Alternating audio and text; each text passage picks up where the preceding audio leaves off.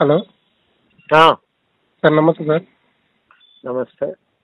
అదే సార్, మేము DSC aspirant students sir మాట్లాడేది. తెలుసు బాబు మీ ఇష్యూ.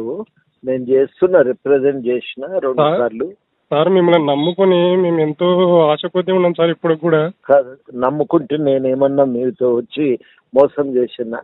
మోసం అంటే ఇప్పుడు మోసం చేసినట్టే కదా సార్. ఇప్పుడు మేము కాంగ్రెస్ నమ్మి ఎంతో అధికారం లేకుండా మీరు అది నోటిఫికేషన్లు వచ్చినప్పుడు మీరు మాట్లాడితే మాకు ఈజీ అవుతుండే. ఇప్పుడేమో అది చాలా దూరం పోయింది. మేము ప్రయత్నం చేస్తున్నా కానీ అది వాళ్ళు కూడా వినేటట్లు లేరు.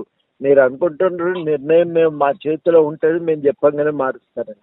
అట్లా ఉండదు. మీరు మా తరఫున ఉండి ఇంతకు ముందు ఎంతగానో సేవలు చేసినారు సార్. ఇది ఇస్తున్నాం బాబు, ఇప్పుడు దూరం ఉన్నామా? అవును సార్, దూరం అంటే ఇప్పుడు కనీసం సీఎం అసలు మమ్మల్ని స్పందించడం లేదు కదా సార్ ఇన్ని రోజులే. అవును, ఆయన ఒక పద్ధతి అనుకొని పోతుండే.